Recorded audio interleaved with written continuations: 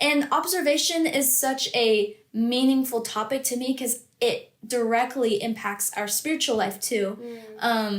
Observation as a spiritual practice is like fundamental for our faith journey because it is God is a God who likes to reveal himself and he likes to be discovered.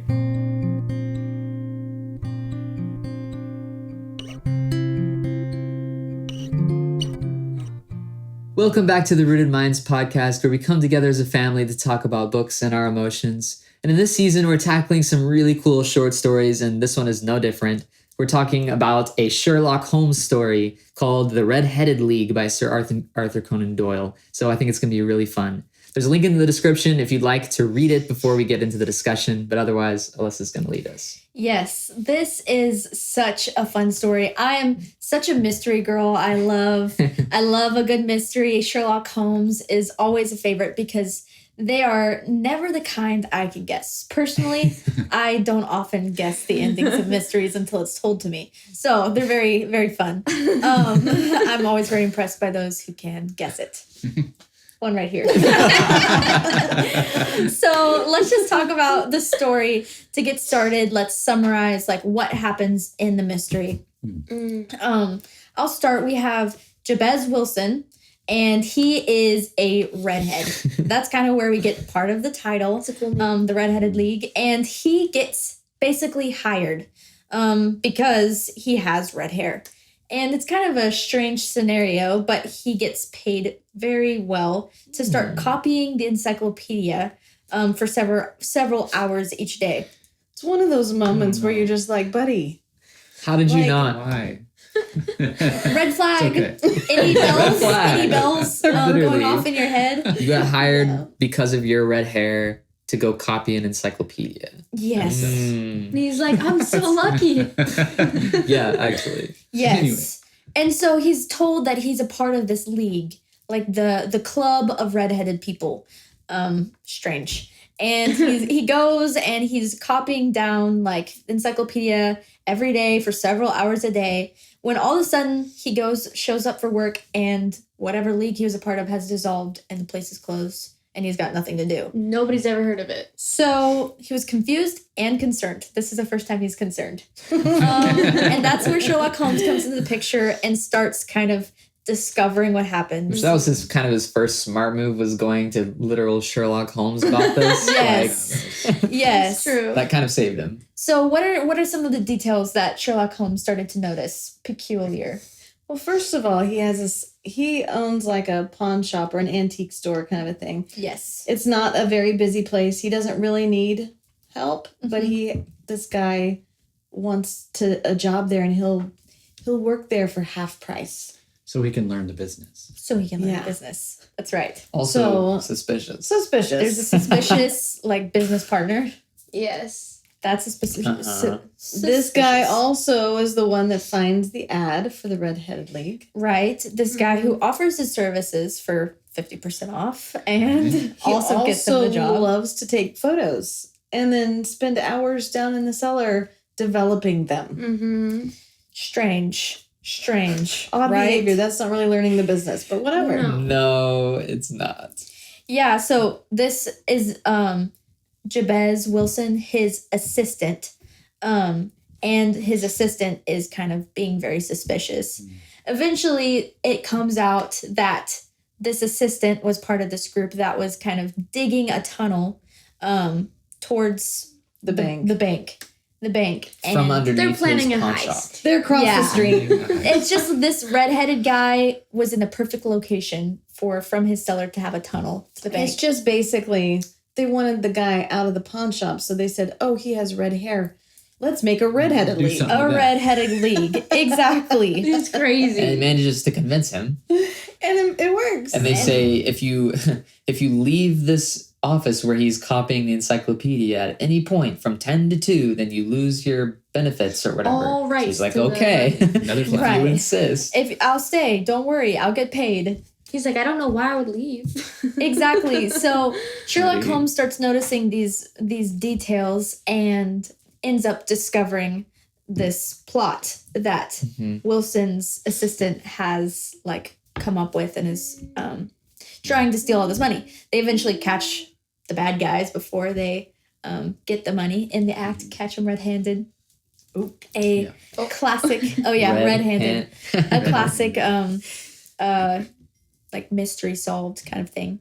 But I kind of want to talk about the art of observation that Sherlock Holmes lives with that makes him such a great detective. And I think we can learn a lot from somebody like Sherlock Holmes in how he lives his life and like engages with the world around him. So what are some of those details? Like that was kind of like the plot line. One detail I remember is like he noticed the assistant had dirt on his pants. Like why Dirty knees. Why does he have dirty knees? And Why would he a noticed photographer have dirty knees? exactly. It first was an observation. He saw the dirty knees, and then he had a question. Yeah. Why would a photographer have dirty knees? Yeah. So he kind of noticed that, and that's how he discovered that he'd be crawling in a tunnel, digging something out. Yeah. And in that same scene, when he noticed the dirty knees, he also noticed how quickly this guy answered the directions that he was asking for to this certain place. Right. And noted that he was of quick wit. Like he was a high intellect person who could answer Smarter quickly. than he's very letting smart. on. Yes, smarter than he Not was somebody letting that on. needs to work half price Yes. to learn a business. And teach no Right. less. Yeah. Yeah. It's interesting to me that the observations he's making aren't very smart things to observe. You don't have to be crazy genius, be a crazy genius to understand that dirty knees don't add up with being a photographer. And so it's kind of this active observation that he's living with. Like he's a smarter guy, like he notices the assistant is a smarter guy. So what ways do you see Sherlock Holmes kind of using this active observation to like do you feel like you see him with like thinking these choices or it just happens? Like people are telling him information or is he finding it? Well, first off, just really quick, I thought it was interesting. There was something that Watson said in this story of just like, me and Sherlock are in the same room, seeing the same things, hearing the same things, but Sherlock is doing something different. And I think it does, like, it is more of a internal, like, choice to be aware of your surroundings. Yes. Yeah, I think you can notice a lot of things and not be aware of it. That's That's what I was Or you can notice a lot of things and judge them too quickly. Like Sherlock Holmes takes in the information and he finds it interesting. Yeah. He doesn't find it like condemning. Right. And that's a big difference. He's not instantly like accusing the helper. Yes. Or he's not instantly telling this poor redheaded man that was so gullible, that He's not jumping you to fell for that? conclusions. Like, who would do that? Right. He's just continually saying, that's interesting. I need more observation. Right, like Yeah. he's See more. willing to admit, I guess you could say, that there is a bigger picture, and he just stays curious because what's right in front of him only represents part of the bigger picture. I think that's such a powerful differentiation of being observant and noticing things. Like it's this posture of curiosity, a posture of, I like to call it a posture of wonder. That's good. Like about the world, like this perspective that there's more than you know. And I need more. Like I want to know more. I want to find out more. I want to not make judgments about what I'm seeing, but to learn. It's a posture of learning. Another interesting thing is that I've been learning there's a certain way that our brains have been designed to sort of weed out things that are relevant to us or not. What may have some significance for you or not. Specifically when it comes to protecting, but in general, there's like you said, there's 100,000 things that are available to be observed. Yeah. And so it's just like this skill to be able to slow down enough to see more of what is around the thing that you initially maybe thought was significant for you or relevant It's to like you. if you're in a crowd of people and you only notice the person you know. You're right.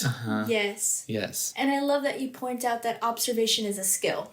A a skill skill. that needs to be practiced. Yeah. It's Yeah. not the same as noticing. Yeah, and it's kind of cool that I think you were kind of saying this too, that Sherlock Holmes, he's really good at like not just making the observation, but like following the path and being curious about it, and like he knows how to do that really well because he's like put in the reps so many times almost. Like he knows how to like see the tattoo on the red-haired man's, I forget if it's on his wrist or wherever it is, and to like sort of follow the path, you know, that says, okay, why does he have that? Where is that from? What is that? You know, asking all these questions and just like following creatively the path and exploring different options for what it could mean, and not just basically making a direct assumption about it.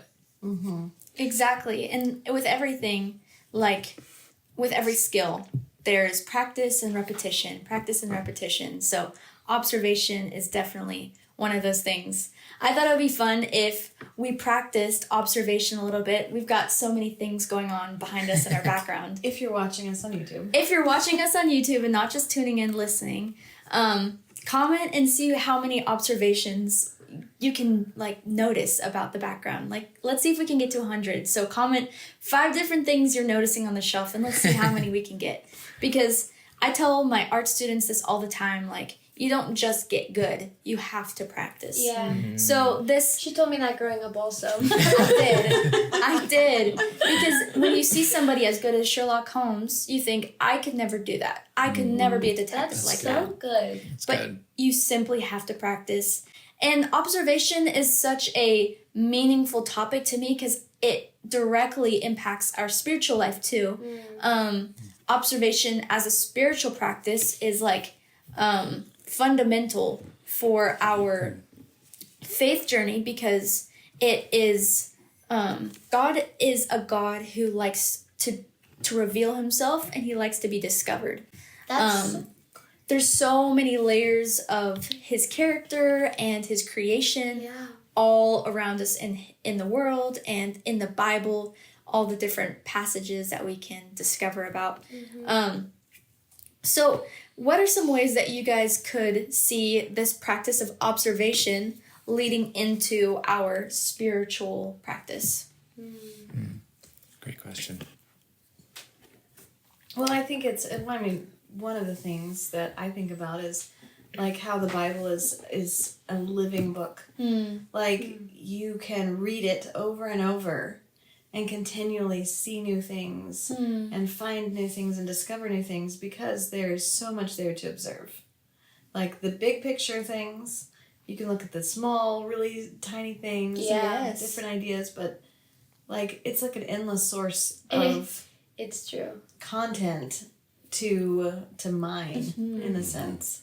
And that Yeah. posture of curiosity makes all the difference in that. Because if you think you know already, then you might miss what else you could see, what That's so else you could important. learn. Right. And we're such a like this current generation is such a new content driven place. You know, you're looking for what's new, what's the next new show on Yes. Netflix, what's the next Yeah. Right. new reels. And if 30 you've seen it second. once, you don't need to see it again. Right. Yeah. But that means that we have to train ourselves to Yeah. look at something Yeah. again. Yeah. Yes. That's so true. Like scripture you're talking about, Absolutely. for example. You don't read just, the Gospel of John once and assume, But even in the same thing, it's like looking at the tree in your yard. That's right. And I was thinking about like looking at the sky, like looking up at the stars specifically. There's so much. There's so much, but the There's so trees in our much. yard change. The Yeah. stars also change, and the sky also changes, but over the season, over like the Yeah. time of the day, have Yeah. you gone Yeah. outside and found a tree that has like limp leaves, like Yeah. there's so much to observe because it's a living thing. That's a great point. Absolutely. Yeah. That's so good. And it is changing. And it's changing. if Yeah. you notice. Because I Right. think you can see it and think, oh, it's just the same tree. But Yeah. as you get closer upon further inspection, you'll see those details. Yeah, and I think too, like, that makes me think of just like things that we can grow familiar to. Mhm. Like, even like our own house or your own house, like, there's things that you don't notice anymore because you see it so often. But like stopping and taking a second to be like, see everything again in like a new lens, you know, like the new things, seeing them with eyes, and then the old things, seeing them with new eyes, you know, like Yeah. Right. And the Bible is constantly telling us to consider things. Like, consider this, and that Yeah. takes this, like, intention of thought, intention and slowing down, observations and curiosity slow us down Yeah. to notice details, like So in a good. tree. I think another thing that this practice of observation does is it develops our imaginations. Because when we see that there's more there than we thought there was, it creates this worldview that there could be more than we think there is. And that is the basis of imagination. That you could come up with something out of nothing, that there could be something different or more beautiful or more interesting. Wow. And I think Sherlock Holmes uses that. He doesn't simply gather data, but he imagines what could have happened. Like he connects seemingly unrelated facts with his imagination. And that is an intentional pathway of thought that connects to our faith as well. Yeah. In terms of like trying to connect maybe a passage that was written to the Israelites. Like, it's not for me. It wasn't written for me, but how do I take this piece of information and use my imagination to connect it to me? Like Sherlock Holmes takes these facts that are seemingly unrelated, but it's actually very connected. And I think God works like that in so many ways because imagination comes from him. Well, and I think it's just so important even thinking about something that is written for the Israelites, using our imagination or our observation of history and culture to see who it was being written to.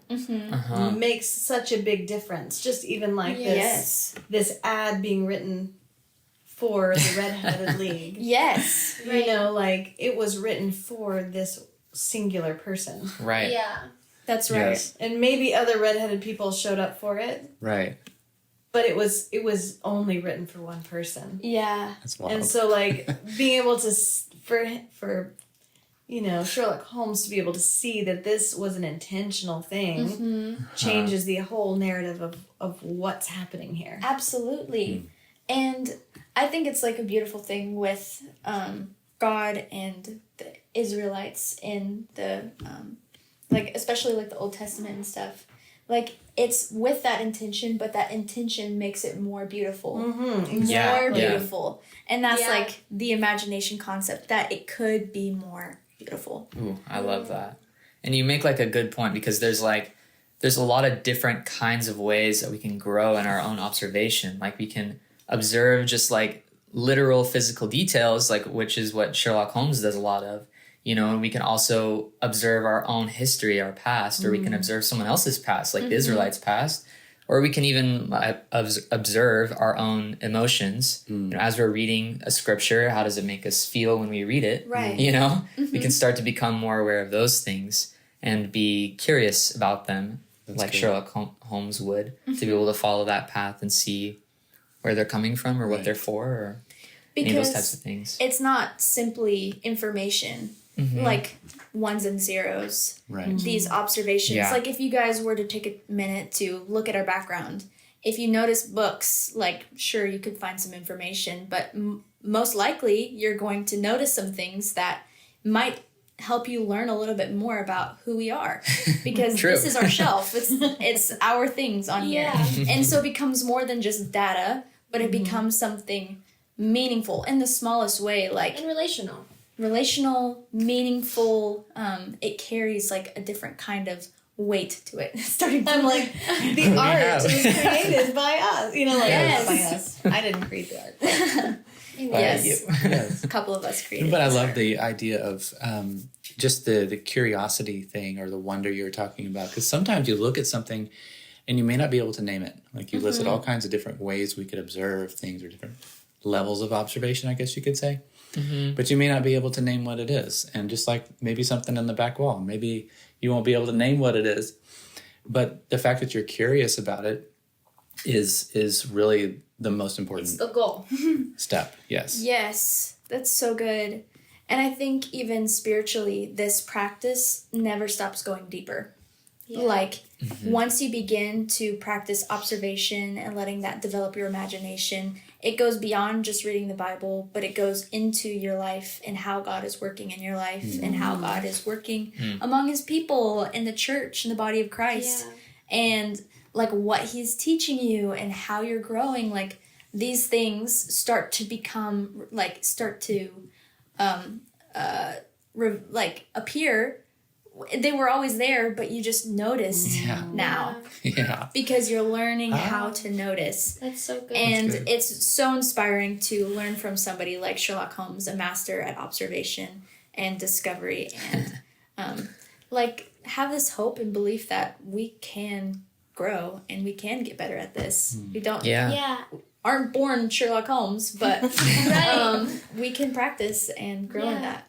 And I think too, like on a personal level, just before we close here, like it almost helps me like look at myself and not in like a bad way, but like notice things about myself that helps me start to be able to articulate better how I feel or what I'm thinking or, you know, things like that too.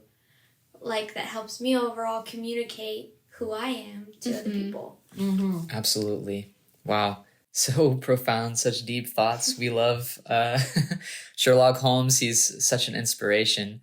And I hope you've gained a lot from this episode. So share your thoughts, make your observations, see if you can sleuth out a little bit about us through what we have on our shelves. And we'll see you in the next episode. Thanks again for joining us on the Rooted Minds podcast. If you're enjoying the kinds of discussions we're having, consider joining our learning community, where we teach the arts and have many more discussions like these. But until next time, may you find joy, grace, and peace in the pages you turn.